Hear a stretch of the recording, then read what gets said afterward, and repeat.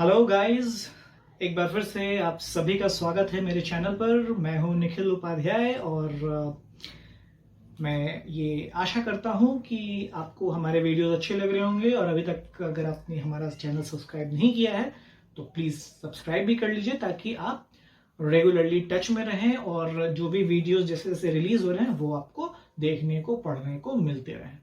Alright, चलिए तो आते हैं हमारे आज के टॉपिक पर। आज इस वीडियो में जो हम पढ़ने वाले हैं वो हम एक्चुअली उसी वीडियो का कंटिन्यूएशन करने वाले हैं जो पिछली बारी हमने रिलीज किया था क्लास 9th के लिए। क्लास 9th बायोलॉजी में जो पहला चैप्टर हमें पढ़ना है वो आप सबको पता है, हमने बेसिक कॉन्सेप्ट्स पढ़ लिया था। वो था सेल,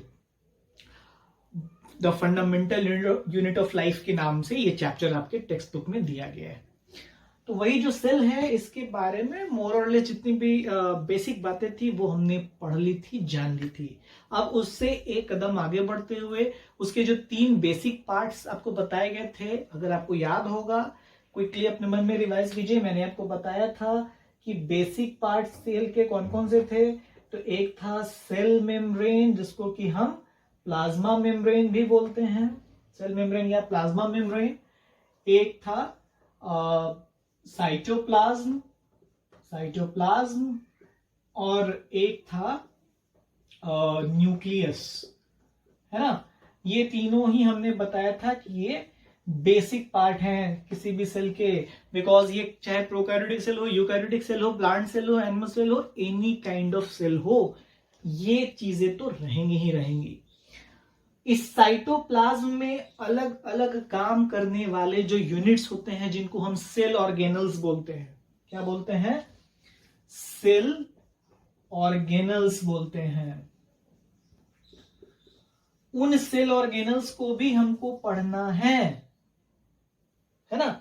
उन सेल ऑर्गेनल्स को भी पढ़ना है, जैसे कि हमें पढ़ना है एंडोप्लाज्मिक रेटिकुलम, हमें पढ़ना है गोल्जी अपैरेटस, हमें पढ़ना है लाइसोसोम्स, माइटोकॉन्ड्रिया, वैक्यूल्स, प्लास्टिड्स। ये सारे हमें सेल ऑर्गेनल्स पढ़ने हैं। सेल ऑर्गेनल्स यानी वो यूनिट्स जो इस साइटोप्लाज्म में रहते हैं। सेल ऑर्गेनल्स में कुछ ऐसे सेल ऑर्गेनल्स हो सकते हैं जो कि चलो प्लांट सेल में है तो एनिमल सेल में नहीं, या एनिमल सेल में है तो प्लांट सेल में नहीं।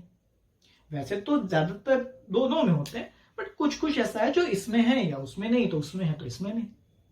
लेकिन ये जो बेसिक पार्ट्स हैं ये तो किसी भी सेल में रहेंगे, है ना, इसीलिए तो इनको बेसिक पार्ट्स ऑफ सेल कहा गया है। तो हमें इसका फंक्शंस डिटेलिंग सारा कुछ जानना है और उन सेल ऑर्गेनल्स को भी एक एक करके पढ़ना है। ऑलराइट, चलिए तो सबसे पहले बात आती है किसकी? सबसे पहले बात आती है साइटोप्लाज्म की, नहीं। न्यूक्लियस, नहीं। सबसे पहले बात आती है सेल मेम्ब्रेन, या जिसको क्या बोलते हैं? Plasma membrane. सेल मेम्ब्रेन या प्लाज्मा मेम्ब्रेन, ठीक है। सीएम या पीएम, चीफ मिनिस्टर और प्राइम मिनिस्टर नहीं, सेल मेम्ब्रेन और प्लाज्मा मेम्ब्रेन, ठीक है। चलिए, हमको याद होगा कि इस तरीके का एक बेसिक स्ट्रक्चर दिया गया था कि सेल मेम्ब्रेन जो न्यूक्लियस है ये साइटोप्लाज्म है, और एक कवरिंग इनक्लोजिंग मेम्ब्रेन जो है वो सेल मेम्ब्रेन है ना। तो सही बात है, इनक्लोजिंग मेम्ब्रेन है, तो हम ये बोलेंगे कि it is the enclosing membrane, ये वो इनक्लोजिंग मेम्ब्रेन है विदिन विच, जिसमें all the cellular components of a cell are placed। कह सकते हैं ना कि जो सेल मेम्ब्रेन है ये वो इनक्लोजिंग मेम्ब्रेन है जिसके भीतर में ही सारे सेल के सारा मटेरियल इसी के भीतर तो अरेंज्ड प्लेस्ड है। माइटोकॉन्ड्रिया, गोल्जी बॉडी, वैक्यूल, जितने भी चीजें हैं वो सारी की सारी चीजें इस प्लाज्मा मेम्ब्रेन के भीतर में। तो ये आउटर मोस्ट इंक्लोजिंग मेम्ब्रेन हो गया। ये जो प्लाज्मा मेम्ब्रेन है, इसके बारे में जब हम हायर क्लासेस में पढ़ते हैं, जैसे आप हमारी सीरीज का जब 11th के वीडियोस देखेंगे, जब वहां पर सेल को पढ़ रहे होंगे, तो ऑब्वियसली बात है कि यहाँ से कई गुना ज्यादा डिटेलिंग पढ़ना है। वहां हम देखेंगे कि सेल मेम्ब्रेन वगैरह जो है उसका अलग अलग types of model different scientist ने दिए हैं। एक very known well accepted model बोलता है कि सेल मेम्ब्रेन जो है वो का एक ट्राई लैमिनर मॉडल है। उस ट्राई लैमिनर मॉडल में आपको कहा जाता है कि आप प्रोटीन और लिपिड्स का जो है लेयर्स बिछा हुआ है, यानी दो प्रोटीन के लेयर के बीच में एक लिपिड का मेम्ब्रेन है, और ऐसा ट्राई लैमिनर मेम्ब्रेन मॉडल बताया गया था प्लाज्मा मेम्ब्रेन का। Fluid Mosaic model, different kind of models बताए गए हैं सेल मेम्ब्रेन के बारे में, बट वो हायर क्लासेस की बात है। हाँ, ये मैं आपको इसलिए बता रहा हूं कि आपको एटलीस्ट ये जानना चाहिए कि प्लाज्मा मेम्ब्रेन के अलग अलग काइंड ऑफ मॉडल्स सुझाए गए हैं कि इस तरीके से होता है, उस तरीके से होता है। बट एक बात जो कॉमन है, जो सबको पता है, जो वेल नोन फैक्ट है कि चलो प्लाज्मा मेम्ब्रेन जो है वो किस चीज से बना होगा, किस चीज से बना होता है, तो प्रोटीन्स और लिपिड्स से, प्रोटीन्स एंड लिपिड्स। ये बहुत ही इंपॉर्टेंट है, ये आपसे एग्जाम में पूछा जा सकता है कि name the composition of plasma membrane. Plasma membrane किस चीज से बना है, तो प्रोटीन और लिपिड से मिलकर बना है। ऑलराइट, ये जो प्लाज्मा मेम्ब्रेन है, इसका काम, ये तो डेफिनेशन में हमने बोल दिया कि ये इनक्लोजिव मेम्ब्रेन है जिसके भीतर सारे सेलुलर अपैरेटस, सारे सेलुलर जो कंपोनेंट्स हैं वो भरे हुए हैं, रखे हुए हैं। इसका एक बेसिक काम ये हम कह सकते हैं ना, कोई भी चीज को जो बाहर से सेल में आना है, या कोई खराब हो चुका चीज है जिसको अंदर से बाहर जाना हो, या अच्छाई चीज के मतलब चीजों को जो आना जाना है सेल के अक्रॉस, तो वो कैसे आ जाएगा, इसी सेल मेम्ब्रेन को क्रॉस करके ही तो आ जाएगा ना। यानी कि ये जो प्लाज्मा मेम्ब्रेन है, ये एक तरह से किस चीज में हेल्प कर रहा है, बाहर से चीजों को अंदर आने में, अंदर से चीजों को बाहर जाने में, यानी इन and out movement of substances में हेल्प कर रहा है। दूसरी बात, इसका जैसा स्ट्रक्चरल डिजाइन होगा उसी के बेसिस पर वो ओवरऑल सेल का भी शेप भी डिफाइन होता है। तो हम फंक्शन में ये भी उसमें ऐड कर सकते हैं कि plasma membrane also somehow provides the, और रादर हम ये बोले कि to some extent it provides the shape of the cell, but main function हो गया कि it helps in the in and out movement of substances across the cell. तो अब एक बारी आती है कि इस प्लाज्मा मेम्ब्रेन के थ्रू क्या कोई भी चीज आराम से बेरोक टोक बाहर से अंदर, अंदर से बाहर, बाहर से अंदर, अंदर से बाहर आ जा सकेंगे क्या? नहीं। अगर कोई ऐसा मटेरियल होता जिसके थ्रू कोई भी चीज बाहर से अंदर, अंदर से बाहर आ जा सकती बिना किसी रोक टोक के, तो उस तरीके के मटेरियल को हम लोग बोलते हैं कि वो परमिएबल है, हर चीज को परमिट कर देता है, तो परमिएबल है। प्लाज्मा मेम्ब्रेन जो है ये भी परमिट करता है, लेकिन हर चीज को नहीं, सेल के जरूरत के हिसाब से चीजों को आने जाने देता है, कुछ चुनिंदा आइटम्स को, सिलेक्टेड आइटम्स को।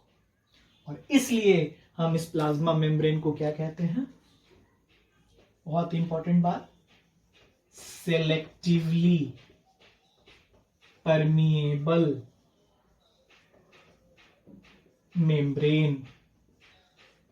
हम प्लाज्मा मेम्ब्रेन को क्या कहते हैं नेचर के हिसाब से, सेलेक्टिवली परमिएबल मेम्ब्रेन। क्यों? कि ये हर चीज को नहीं अलाउ कर रहा है बाहर से अंदर, अंदर से बाहर आने जाने, कुछ चुनिंदा चीजों को, सिलेक्टेड आइटम्स को, जिसकी जरूरत है उसको आने देता है, जिसकी जरूरत है उसको रोक देता है, जिसकी जरूरत नहीं है उसको रोक देता है, यानी कि सिलेक्टेड आइटम्स के इन एंड आउट मूवमेंट को ये अलाउ करता है, इसलिए इसको बोलते हैं सेलेक्टिवली परमिएबल मेम्ब्रेन। और ये प्लाज्मा मेम्ब्रेन किससे से बना है, प्रोटीन एंड लिपिड से। डेफिनेशन वाइज ये बात हो गई है ना। इसके अलावा तो और फंक्शन हमसे पूछा जाएगा, तो फंक्शन में क्या बोलेंगे, it provides shape to the cell, और main it helps in the in and out movement of substances. Function number 1 क्या बोलेंगे, it helps in the in and out movement of substances across the cell, cell में चीजों का आना जाना ये allow करता है प्लाज्मा मेम्ब्रेन, इसी के थ्रू होके चीजें आती जाती हैं। और दूसरा फंक्शन क्या है कि it provides shape to the cell, और हम ज्यादा क्लियरली बोले तो ये बोलेंगे it provides shape to the cell to some extent. ये भी एक फंक्शन हो गया। इसके डेफिनेशन में जो बात है उसको भी एज अ फंक्शन में बता सकते हैं कि चलो इनक्लोजिंग मेम्ब्रेन है, यही नहीं रहेगा तो फिर क्या होगा, तो सेल का जो एक बेसिक जो ऑर्गेनाइजेशन है वही खत्म हो जाएगा ना, प्लाज्मा मेम्ब्रेन ही नहीं रहा तो सारे ऑर्गेनल्स इधर उधर बिखर जाएंगे, प्रोटोप्लाज्म निकल जाएगा, लाइफ खत्म हो जाएगा, सेल खत्म हो जाएगा। ऑलराइट, चलिए आगे बढ़ते हैं। तो इस प्लाज्मा मेम्ब्रेन के अक्रॉस जो भी चीजों का आना जाना होता है वो चीजें किस प्रोसेस के थ्रू आती जाती हैं? चलिए ये हमने बोल दिया गया कि हाँ सिलेक्टेड चीजों का ही आना जाना होता है, लेकिन वो सिलेक्टेड आइटम्स भी किस प्रोसेस के थ्रू आती जाती हैं? तो एक बहुत इंपॉर्टेंट प्रोसेस है जिसका नाम है डिफ्यूजन। डिफ्यूजन, डिफ्यूजन क्या है?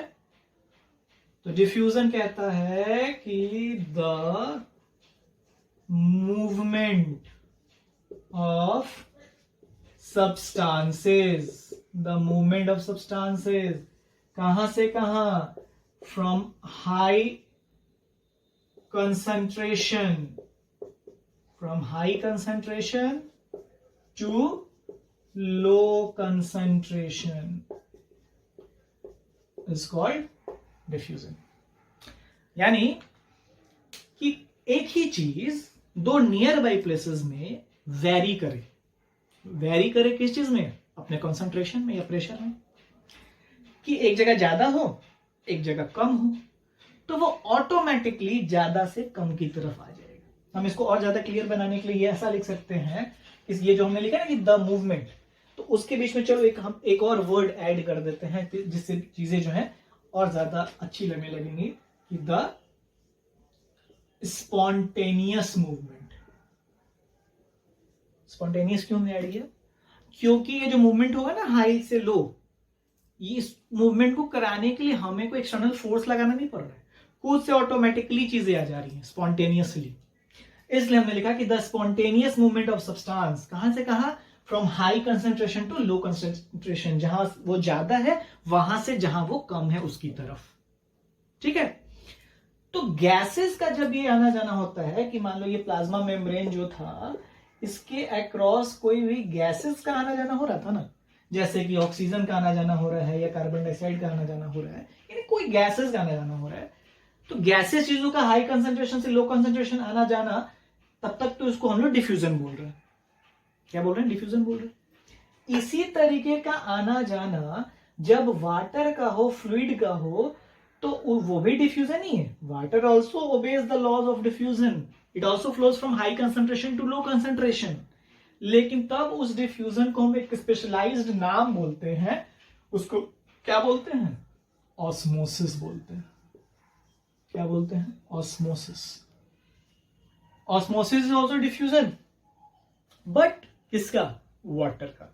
End of when water moves from high concentration to a low concentrated area region, then it is known as osmosis। ठीक है, ऑस्मोसिस किसी सेल में जो होता है, इसी चीज के बेसिस पर 3 तरह के सॉल्यूशन के बारे में हमको बताया गया है, जो जानना बहुत जरूरी है, बहुत इंपॉर्टेंट। और उन सॉल्यूशंस में जब किसी सेल को प्लेस करते हैं तो सेल पे उसका क्या इफेक्ट पड़ता है, अभी आपको क्लियर होगा। जैसे कि मैं एक काम करता हूं कि हमने 3 बीकर ले लिया, ठीक है, तीनों ही बीकर में कोई हमने एक जैसा सॉल्यूशन डाला हुआ है, ठीक है। पानी में कुछ भी शुगर या सॉल्ट ऐड कर दिया तो वो सॉल्यूशन बन गया ना, है ना। तो वो हमने कोई सॉल्यूशन तैयार किया, 3 बीकर में प्लेस कर दिया। लेकिन क्या है, और तीनों ही बीकर में हमने एक एक सेल को भी प्लेस किया, ठीक, एक जैसे सेल्स को प्लेस किया। थोड़े समय बाद हमने इसमें से एक सेल निकाला, इसमें से भी वो वाला सेल निकाला और इसमें से भी सेल निकाला। हमने देखा कि इस वाले बीकर में से जो सेल है वो जब बाहर आया ना, तो वो अपने साइज से बड़ा होकर बाहर आया। जितना बड़ा डाला था उस समय बाद वो उससे बड़ा होकर निकल रहा है। इस वाले में जब हमने डाल के निकाला कुछ टाइम के बाद, तो हमने देखा कि इसमें से जो है सेल पहले से भी छोटा होके निकल रहा है। पहले जितना बड़ा था उससे छोटा साइज का हो गया। और इस वाले में क्या हुआ, जितना बड़ा था उतना ही बड़ा निकला, कोई साइज का अंतर ही नहीं आया। तीनों में सोल्यूशन सेम, तीनों में सेल सेम, लेकिन इसमें हमने देखा सेल का साइज बड़ा हो गया, इसमें छोटा हो गया, इसमें जो है वो सेम ही रहा। यानी बेसिकली इसमें सेल जो है वो स्वेल कर गया। क्या कर गया, इसमें सेल स्वेल कर गया, इसमें सेल श्रिंक कर गया। इस वाले केस में नो चेंज, न स्वेल न श्रिंक। कोई तो रीजन होगा क्यों एक में स्वेल, एक में श्रिंक, एक में कोई चेंज नहीं है। तो वो रीजन है वही जो अभी अभी हमने पढ़ा, ऑस्मोसिस। चाहे जो भी इफेक्ट आया वो इफेक्ट आया बिकॉज ऑफ ऑस्मोसिस। क्या भाई, क्या है कि सेल में के अंदर भी वाटर है, ठीक है। इस वाले सॉल्यूशन में क्या था कि इस सॉल्यूशन में वाटर का अमाउंट ज्यादा था, बहुत ज्यादा था। किसकी तुलना में, उस वाटर के अमाउंट की तुलना में जो इसमें डाले गए सेल के भीतर है। यानी इस सेल में जो पानी है वो ज्यादा है कि कम, कम। और सॉल्यूशन में ज्यादा है कि कम, ज्यादा। तो अभी हमने देखा कि दो नियर बाई प्लेसेस में वाटर जब वेरी करे अपने कंसंट्रेशन में, तो वो ज्यादा से कम की तरफ ऑटोमेटिकली जाएगा, यानी ऑस्मोसिस होगा। यानी कहां से कहां जाएगा, तो फ्रॉम सॉल्यूशन टू सेल, यानी the cell will gain water and obviously then it will swell up. इस वाले केस में सॉल्यूशन में पानी का अमाउंट कम रखा था हमने, देन की इसमें डाले गए सेल में। यानी यहां पर सेल में पानी का अमाउंट ज्यादा था और इस सॉल्यूशन में पानी का अमाउंट कम था। तो अब की बार ज्यादा से कम, फिर ज्यादा से कम ही जाना है, लेकिन ज्यादा कहां है, सेल में। यानी सेल से पानी निकल निकल के सॉल्यूशन में जाएगा बिकॉज ऑफ ऑस्मोसिस। तो जैसे जैसे ये अपना वाटर लूज करेगा वैसे वैसे इसका साइज छोटा होता चला जाएगा, यानी कि श्रिंक कर जाएगा। इस वाले केस में सॉल्यूशन में जितना वाटर का अमाउंट था ना, इसमें अंदर डाले गए सेल में भी उतना ही वाटर था। तो यानी वाटर का कंसंट्रेशन सेल में भी उतना, सॉल्यूशन में भी उतना, दोनों में बराबर। तो जितना सेल से सॉल्यूशन में गया उतना ही सॉल्यूशन से सेल में गया जा रहा है, यानी कि कोई फर्क नहीं आया उसके साइज में, इसलिए इसमें कोई चेंज नहीं आया। तो ये वाला जो सॉल्यूशन है ना, जो कि हाईली डाइल्यूट है, पानी का अमाउंट जिसमें ज्यादा है, जिसमें डालने के बाद सेल जो है वो स्वेल कर जाता है, ऐसे वाले सॉल्यूशन का नाम क्या है, ये है हमारा सॉल्यूशन का टाइप नंबर 1, जिसका नाम है हाइपोटोनिक सॉल्यूशन। हाइपोटोनिक सॉल्यूशन, ठीक। सॉल्यूशन नंबर 2 का टाइप का नाम क्या है, हाइपरटोनिक सॉल्यूशन। और जिसमें कोई चेंज नहीं आया था, ये सॉल्यूशन का जो पॉइंट टाइप नंबर 3 है, इसका नाम है आइसोटोनिक सॉल्यूशन। तो 3 तरह का solution, hypotonic, hypertonic, isotonic. Hypotonic, hypertonic, isotonic. Hypotonic कैसा सॉल्यूशन है, हाईली डाइल्यूट सॉल्यूशन, यानी जिसमें वाटर का अमाउंट बहुत ज्यादा होगा, और उसमें जब सेल को डालते हैं तो सेल क्या होता है, स्वेल कर जाता है बिकॉज ऑफ ऑस्मोसिस। हाइपरटोनिक क्या है, हाईली कंसंट्रेटेड सॉल्यूशन, यानी जिसमें वाटर का अमाउंट कम है। और जो आइसोटोनिक सॉल्यूशन है उसमें वाटर का कंसंट्रेशन सेम है, किसकी तुलना में, जितने कि उसमें जो सेल डाला गया उसमें जो वाटर है उतना ही अमाउंट ऑफ वाटर उस सॉल्यूशन में भी, ठीक है।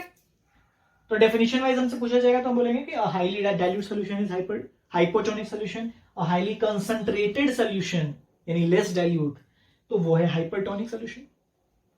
और जिसका कंसंट्रेशन सेम हो as that of the cell incorporated in it. That kind of solution is isotonic solution. What happens to a cell when it is placed in these kind of solutions?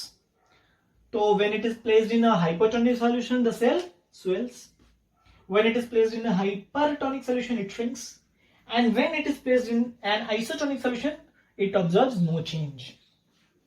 अब आपको solution का नाम देके cell की tendency पूछा जाए या cell की टेंडेंसी देके सॉल्यूशन का नाम पूछा जाए, आप बता सकते हो? आपसे बाय द वे ऐसा ऑब्जेक्टिव में क्वेश्चन है कि a solution, a cell when placed in a solution X swells up.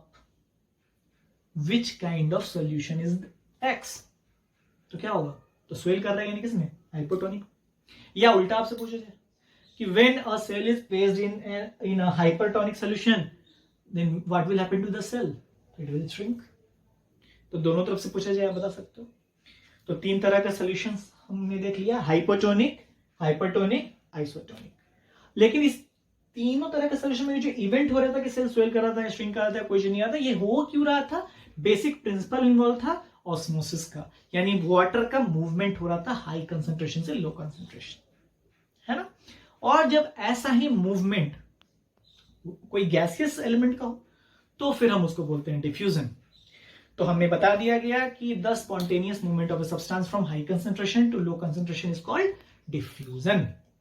तो जो भी चीजों को प्लाज्मा मेम्ब्रेन के अक्रॉस आना जाना है, वो प्लाज्मा मेम्ब्रेन के अक्रॉस आती जाती हैं चीजें, जो कि हर चीज नहीं, सेलेक्टिव चीजें ही, वो डिफ्यूजन के थ्रू आ जाएंगी. प्लाज्मा मेम्ब्रेन क्या है, उसका फंक्शन क्या है, उसके डिटेलिंग, उसके सारे टाइप ऑफ सॉल्यूशन वगैरह, ऑस्मोसिस, डिफ्यूजन, सब हमने देख लिया. कोई दिक्कत नहीं है. ऑलराइट, चलिए.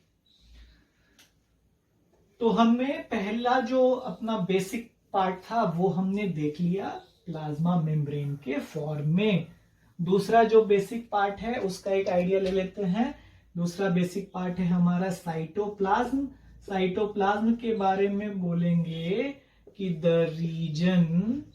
रीजन वो जगह with in the plasma membrane, plasma membrane के भीतर का वो जगह which contains specialized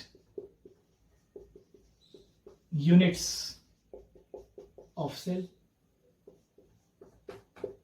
है ना? और इसको और अच्छा बनाने के लिए क्या दोगे? द फ्लूइड रीजन, क्योंकि इसके अंदर फ्लूइड भरा रहता है.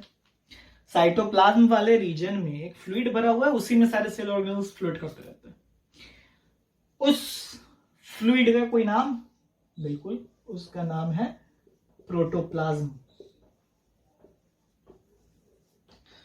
इसमें ही जो है सारे सेल ऑर्गेनल्स फ्लोट करते हैं. वही माइटोकॉन्ड्रिया, गोल्जी बॉडी, वैक्यूल वगैरह अपना अपना काम करते हैं. तो वही हमने लिख दिया कि प्लाज्मा मेम्ब्रेन के भीतर का वो रीजन जिसके अंदर अलग अलग काम करने वाले स्पेशलाइज्ड यूनिट रहते हैं सेल के, उसी फ्लूइड रीजन का, उस जगह का नाम है साइटोप्लाज्म. इसमें इतना ही जानना था. साइटोप्लाज्म में अलग अलग काम करने वाले वो जो जिनको हम स्पेशलाइज्ड यूनिट्स बोल रहे हैं, उनको इन टोटलिटी क्या बोलते हैं? Cell organelles. जिनके की टाइप्स आपको पता है, उनको भी हमको एक एक करके देखना है. ठीक है, तो यहां तक की बातें हो गई. जो तीसरा बेसिक पार्ट है वो है न्यूक्लियस. वो उसमें थोड़ा सा डिटेलिंग और हमको पढ़ना है. ज्यादा नहीं, ज्यादा तो आपको और हायर क्लास में पढ़ना है, लेकिन फिर भी कंपैरेटिवली इन दोनों की तुलना में थोड़ा ज्यादा डिटेलिंग पढ़ना है. वो हम लोग देखेंगे नेक्स्ट वीडियो में. ना सिर्फ वो देखेंगे बल्कि न्यूक्लियस के साथ साथ और भी बाकी सारे जो सेल ऑर्गेनल्स हैं उनको भी एक एक करके हम लोग देखेंगे, जैसे endoplasmic reticulum, mitochondria, Golgi body वगैरह वगैरह. ठीक है ना? तो जिसका उनको देखेंगे हम लोग एक्सप्लेन किए हुए फॉर्म में, जिनकी बातें अभी तक के इन दोनों वीडियोस में नहीं हुई होगी, जिनके बारे में ऑलरेडी बता दिया गया होगा, उनको वापस से रिपीट नहीं किया जाएगा. इसलिए मैं आपको बोल रहा हूं कि आप जुड़े रहिए हर वीडियोस के साथ, क्योंकि बहुत सारी बातें जो हैं वो आपको सारे वीडियोस को जब आप कंटिन्यूएशन में देखेगा तो समझ में आएगा. किसी भी वीडियो को कभी स्किप करके नहीं देखिए, बिकॉज कौन सी बात कब किसके कॉन्टेक्स्ट में कही गई होंगी ये आपको फिर समझ में नहीं आएगा या मुश्किल होगी समझना। ठीक है, तो आई होप कि आज का ये वीडियो आपको अच्छा लगा होगा, आपको सारी बातें समझ में आई होंगी। फिर भी अगर आपको किसी तरीके की कोई परेशानी हो, कोई क्वेश्चन हो, तो आप बेझिझक कमेंट बॉक्स में पूछ सकते हैं, वहां पर लिख सकते हैं अपना क्वेश्चन। या अगर आपको इस वीडियो में अच्छी लगी होंगी कुछ बातें, ये वीडियो आपको ओवरऑल अच्छा लगा होगा, तो आप बिल्कुल अपने कॉम्प्लीमेंट्स में दे सकते हैं वहां कमेंट बॉक्स में। साथ ही इस वीडियो को लाइक जरूर करें अगर आपको अच्छा लगा हो, अगर इस वीडियो ने आपके पर्पस को सॉल्व किया होगा तो। बाकी मैं आपको फिर से एक बार रिकॉल कराना चाहूंगा, एक छोटा सा रिक्वेस्ट मेरा हमेशा की तरह यही रहेगा कि अगर आपने अभी तक इस चैनल को सब्सक्राइब नहीं किया है तो काइंडली सब्सक्राइब कर लीजिए और ज्यादा से ज्यादा फ्रेंड्स के साथ शेयर भी कीजिए। घर पर रहिए, सुरक्षित रहिए, पढ़ते रहिए। धन्यवाद।